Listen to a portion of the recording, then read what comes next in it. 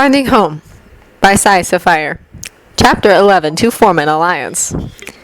They landed on the porch of the penthouse of Stark Tower, staggering as they tried to stay on their feet. Whoa! Tony said as he just managed to stop himself from face-planting on his floor. That was disconcerting. Bruce finished, shaking his head. I was gonna say different, Tony corrected, but that works too. Told you it would be uncomfortable, Harry told them both cheerfully. It's not my favorite way of traveling. He stopped abruptly, the color draining from his face as he stared at something over Tony's shoulder. Both Tony and Bruce wheeled around, eyes widening as they caught sight of a familiar figure dressed in black and green, approaching with a confident smirk on his face and the staff in one hand. Only the three of you? Loki asked mockingly as Bruce and Tony simultaneously tensed and took a step forward. Well, that's not much fun, is it? Then again, I have yet to repay you for your rude introduction. I'm not talking to you, he added sharply to the two closest to him before his gaze cut behind them to meet Harry's. Now, who are you? Loki circled them, eyes never leaving the mechanic in their midst. Your agent Barton very kindly told me all about your little team of heroes, the Avengers, wasn't it? But your team is scattered, and your floating fortress is but a rock in the sky. I made certain of that. Yet he made no mention of you. His gaze seemed to sharpen, and unlike Thor, who had either not looked too closely or simply been polite enough to refrain from asking, observed curiously. That scar you have, do you know its meaning? Harry frowned, automatically flattening his hair over it. He hadn't heard mention of his scar for about a decade now. Even Tony hadn't asked about it, especially since one could barely see it, now that his hair was slightly longer than it had been during his teens. To me, death and destruction, he replied flatly, ignoring the puzzled looks from both Tony and Bruce. Loki chuckled. Does it? But in Asgard, the lightning bolt symbolizes power. It is the mark of our king. As I understand it, you humans do not gain such specific scars, nor do you have the power of teleportation. So who are you to bear this sign? I'm nobody, Harry retorted, shifting to keep Loki in his sights. And you're getting creepy. What kind of person waltzes into other people's homes and starts preaching about power? A flash of annoyance flickered across Loki's face as Tony snorted. Laugh now, human, Loki snapped, sweeping a hand upwards. They all followed the gesture. But you shall watch as your world falls at my feet. Your attempts to stop me futile. And to their horror, they caught sight of the Tesseract placed in a device already glowing blue with the cube's energy. Son of a bitch! Tony cursed quietly. He's using my tower. And before Harry or Bruce could stop him, the billionaire had cracked open his suitcase, stepping into his suit within seconds as Loki shot a blast of energy at them. All three dove out of the way, Harry and Bruce scrambling inside behind the bar table while Stark all but threw himself over the edge of the building. Tony! Harry shouted as Iron Man took to the skies and headed straight for the Tesseract. It's not gonna work! He ducked as Loki lashed out again, almost yanked off his feet as Bruce grabbed him and hauled him behind the counter again. The scientist's luggage, on the other hand, wasn't so lucky as the blast caught it head on and burned right through the suitcase. It is too late, Loki called out, a triumphant smirk on his face. My army comes and a new era begins. They watched as a blue bolt shot into the air, narrowly missing Tony as the shot he fired off was blocked by the barrier around the Tesseract. A rumble shook the very foundations of New York, and suddenly the sky itself broke open, dark and ugly against the blue. And from within that darkness poured hundreds of creatures, vaguely reptilian and wearing gray armor as they flew out over the city in what looked like hovercrafts. Behind them, they could just glimpse something much larger following the first wave through. Within seconds, the Chitauri had started their destruction, and even from high up in the Stark Tower, the screams and explosions were clear. This is not so good, Bruce muttered. I can change. Undo what? Harry asked tersely, eyeing Loki as the demigod turned his staff on Tony. Right now, Loki's got the upper hand. Half your team is still back at the helicarrier, and Tony's suit isn't even working at maximum. The Tesseract is blocked off, and we can't do anything to stop those Chitauri from up here. Best option right now is... Harry vaulted over the counter, ducking as Loki spun and hurled a blast of energy at him before throwing out a hand and sending the demigod flying, dumping him out one of the glass windows of the penthouse. Now's a chance, Harry barked. Tony, grab what you need. Bruce, help him. I'll buy us some time. Without waiting for an affirmative, Harry sprinted after Loki, throwing out a shield when the Asgardian appeared at the broken window again, balanced on one of the hovercrafts as he shot another blast at Harry. With a grimace, he rolled to the side as a second blast scorched the air above him. Reducto! He barked, and the power of the spell doubled with the word, shattering all the nearby windows as his magic surged forward with a vengeance. It slammed into the hovercraft, shattering the front and sent Loki down in a nosedive, taking him out of Harry's line of sight once more. He really can fight, Tony remarked, pausing at the sound of shattering glass. Will you hurry up, please? Bruce said through gritted teeth. The other guy was staring and watching the neuro misses directed at Harry. It was hard-pressed to stay human. I'm done, Tony assured him, tapping a sequence of numbers into a number panel. Just shutting down the building. All right, Harry! The mechanic sent a jet of red light out one of the windows before spinning around and heading for them. Tony, are you materialistic? Tony blinked. What? No, that's good! Harry grabbed both of them by the arm just as a dozen Chitauri zoomed through the floor-to-ceiling windows, staves pointed at them with obvious threat. Hang on! Harry shouted. Bombata Maxima! And the last thing Tony and Bruce saw before they disappeared was the world around them exploding in a cloud of metal and debris. They just disappeared! Barton announced as he steered the jet into Manhattan. What? Steve peered at the tracking device Fury had apparently tagged Banner's suitcase with. The signal had completely vanished, and he doubted any of the invading forces would know to look for it. They must have destroyed it or something, and Harry would have teleported them away once they found out Stark Tower's been taken, right? Looks like it, Barton agreed cautiously. He hadn't actually met this Harry Potter yet, and being woken up to chaos and a tale about magic and wizards would overwhelm anyone. All in all, after only asking Natasha if she'd hurt her head and having Fury tell him to get his ass moving instead of wasting time asking pointless questions, he figured he had taken everything in rather well. But where do we go now? Natasha cut in, scanning the skies ahead as the Chitauri came into view. We can't stay up here, they'll shoot us out of the air. The Avenue of Lexington, Thor suddenly spoke up from the back. They all turned to look at him. Harry said his residence is at the Avenue of Lexington. Natasha caught on first, understanding dawning on her face. You mean Lexington Avenue? Did he say anything about a street? Thor frowned. Yes, he said the 86th East. I was not aware that the East had to be numbered. It's complicated, Natasha said briskly. Streets are like that. Clint, East, 86th on Lexington Avenue. Thor, did Harry mention a number? Thor shook his head. No, but he calls his residence the Marauder's Den. Found it! Barton called back, eyes on the GPS. 415 Marauder's Den. We're close. Everyone okay? Harry asked as soon as they landed on his front lawn. Fine, Bruce grunted from his sprawled position on the grass, but I've decided I hate traveling this way. Harry offered a faint smile. Like I said, I don't particularly like it either, but it's fast and efficient. He turned to Tony, who was still in his suit and was sitting on Harry's doorstep, having removed his helmet. Tony, you all right? Harry blinked when Tony turned an accusing expression on him. You blew up my tower! He exclaimed with an edge of disbelief. Harry sighed while Bruce snorted beside him. Technically, I blew up your penthouse, Harry corrected. The rest of your tower's fine, besides the fact that it's been taken over by an invading alien force. Tony groaned and dropped his head forward.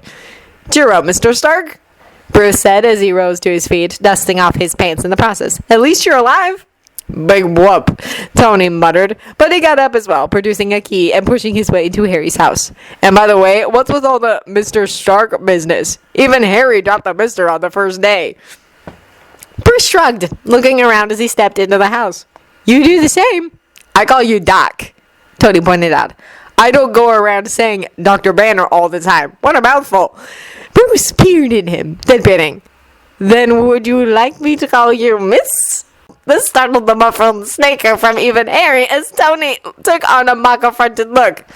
Just call me Tony, Tony grumbled, shooting a scowl at Harry's back. Miasm looks aren't portrayed as well in skirts.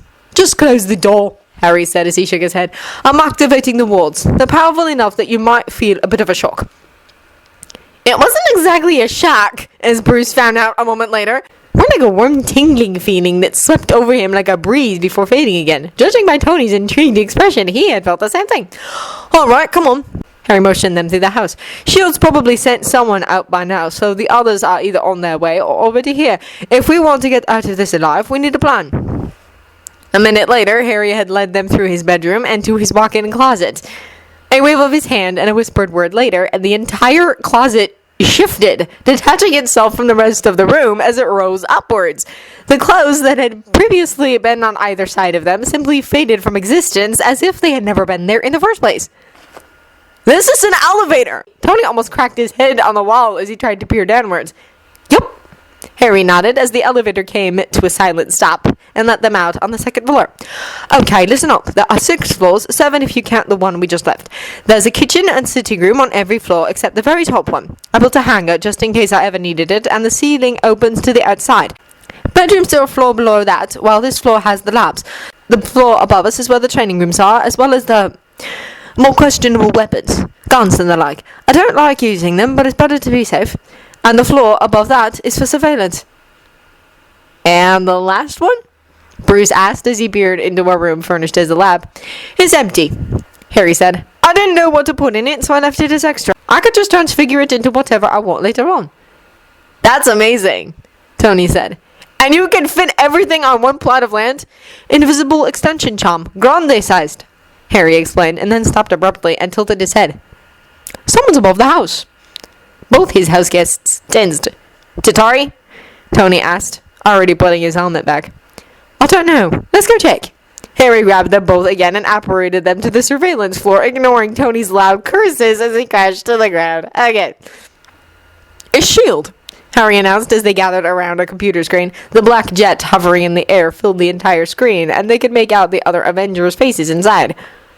Why do they look so confused? Bruce asked, squinting at the screen. Harry chuckled, reaching to his right. My walls are up, remember? They can't see my house at all. All they're looking at is a plot of land overgrown with weeds. He flicked the switch and tapped in a code sequence. Well, let's let them in. Are you sure this is the right place? Steve asked, for the 3rd time. Natasha shot him an annoyed look. For the last time, yes. The GPS pinpoints this place. There's nothing here, Steve argued back. Clint simply stared at the plot of land as if looking at it long enough would suddenly make it appear. On the other hand, Thor didn't seem too concerned. Perhaps it is simply invisible, he suggested. That's him. Natasha paused. Actually, that might be possible. Does anyone here know exactly what a wizard can do? Shrugs were traded all around before they went back to staring at the GPS. Maybe there's a mistake, Natasha finally suggested doubtfully. And how do we even know they're here? The top of Stark Tower is practically gone. They could be buried in there for all we know. And we are wasting time here, Thor voiced, his expression fierce. If they are trapped, we must save them. Well, we can't go check, Steve objected. That place has turned into a nest. Even if we manage to evade all the sentries, they'll shoot us down before we get within a block of the place. It's a miracle they haven't moved this far yet. Well, we can't just stay up here. Natasha tapped the GPS. We could... Bingo! Clint interrupted, straightening in his seat and reaching for the controls. He's letting us in! The other 3 Avengers all turned, doing a double take when they saw a plain-looking house where once there was nothing. What the... Steve leaned forward as the air above the house seemed to shiver, and then a landing pad appeared, melting into existence with liquid grace. Quickly, Clint steered the jet forward, setting it down gently on the landing pad with experienced ease. How did you know? Natasha asked curiously. You were waiting for that, weren't you? Clint shrugged, unbuckling himself as he got up. Not exactly that per se, but you're the one who told me about magic and wizards, Nat. I just kept an open mind. Whoa, you have to come see this. Steve's voice reached their ears from outside the jet. Exchanging a glance, the 2 S.H.I.E.L.D. agents vacated the aircraft as well, stopping in the doorway when an entire hangar, spacious and expertly made, greeted them. Natasha couldn't help the gasp that escaped her. This is amazing, astounding, remarkable, unbelievable. Tony Stark came striding in, arms spread and a grin on his face as if he was showing them His personal hangar. You can stop me anytime. His grin faded just a shade when his eyes landed on Steve, but there was nothing unfriendly when he clapped the captain on the shoulder and gestured at the elevator. Come on, the others are waiting downstairs. Wait, Stark. Steve hung back as the other three went on ahead, still looking around. Tony glanced at him, expression unreadable, even as he continued to smile, features tight. Look, I'm sorry. Steve started a little awkwardly. Some of the things I said, I was out of line. Tony studied him for a long moment, and Steve forced himself not to shift under the surprisingly penetrating gaze. Only some? The billionaire finally asked, and Steve automatically scoffed.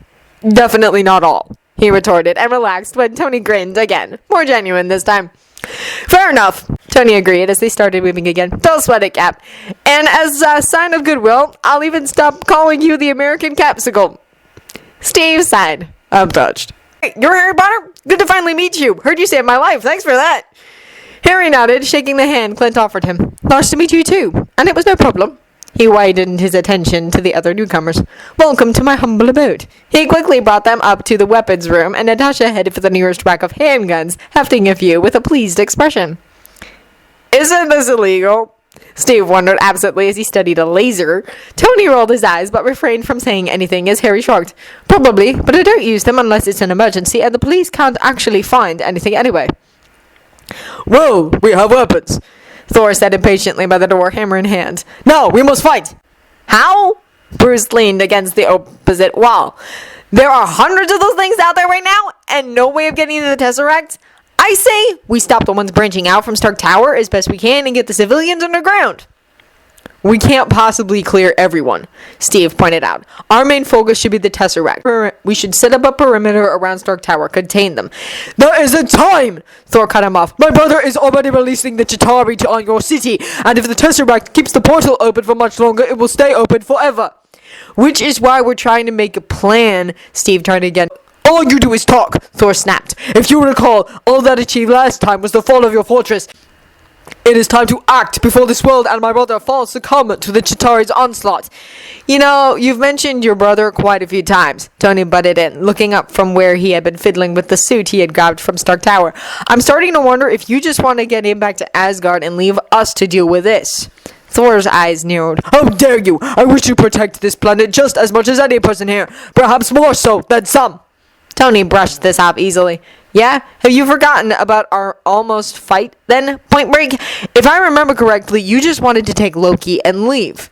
I told him to give up the Tesseract, Thor growled. To give up that poisonous dream of his. Yeah, how did that work out for you? Tony challenged. You interrupted us, Thor snarled, hand tightening around his hammer. Had you not, perhaps he would have agreed to come home. He's a psychopath bent on world domination, and frankly, after everything he's done and is doing right now, I'm not exactly in a forgiving mood. Chucking him back through the portal along with the Chitauri seems the best option at the Several things happened at once. With an enraged shout, Thor made to hurl Mjolnir at Tony, his intention clear in every line of his body. At the same time, Harry, Bruce, and even Steve shot forward, all three moving to block said hammer, even as Tony started to duck, and Clint and Natasha cried out an alarm. None of them needed to bother. A loud crash of metal against metal rang out in around them, and all eyes zeroed in on the demigod's weapon now embedded in the floor of Harry's weapons room. A long, astonished silence followed, and even Tony looked surprised. Glancing up at Thor's face, Harry very nearly winced at the stunned shame surfacing on the demigod's features. But before anyone could think of anything to say, Thor had turned on his heel and disappeared from the room, red cape flapping behind him as he made a hasty retreat. Well, that went well, Tony remarked, but even Harry shot him an irritated look, and he fell silent with a shrug bordering on contrite. Steve heaved a sigh before glancing hopefully at Harry. Am I talking to him? Harry blinked. Me?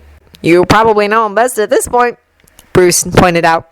Harry looked around the room, but found no objections from anyone, so he sighed and headed for the door. Tony would probably have to talk to the demigod as well. At least offer an apology, but Thor would more likely kick Tony's ass than listen to anything else the billionaire had to say right now. Harry found the demigod on the empty floor, having already destroyed a chunk of the wall. Well, he mused dryly, at least he had a use for this floor now. Emotional relief. I can fix that, Thor said as soon as he caught sight of Harry. Harry shrugged, taking a seat on the steps leading up to a loft he had put in for no real reason. Don't worry about it. He waved a hand at the wall, and it instantly repaired itself. Ah, good as new. Thor stared. That is fairly irritating. Harry quirked a brief smile before turning more somber again.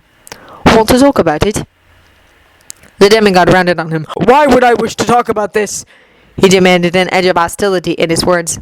Apparently it's supposed to help, Harry said dryly. Honestly, it's never worked for me, but maybe I would just try talking to the wrong people. Thor was silent for a long moment, gaze focused on the ground, as if it was the most fascinating thing in the world. I told you about Loki, he said abruptly. Harry nodded but remained silent. I care for this world, Thor continued. But Loki is my brother. Not by blood, but we were raised together, we played together, we fought together. I cannot just abandon him. I can't say I understand a bond like that, Harry admitted after a few seconds. Not completely, anyway. I grew up alone, and all the friends I ever had during my teens have moved on without me. It's not all their fault, either. I take at least half the blame. Never bothered to stay in touch. But simply wanting to protect someone. Harry leaned forward. That I can understand.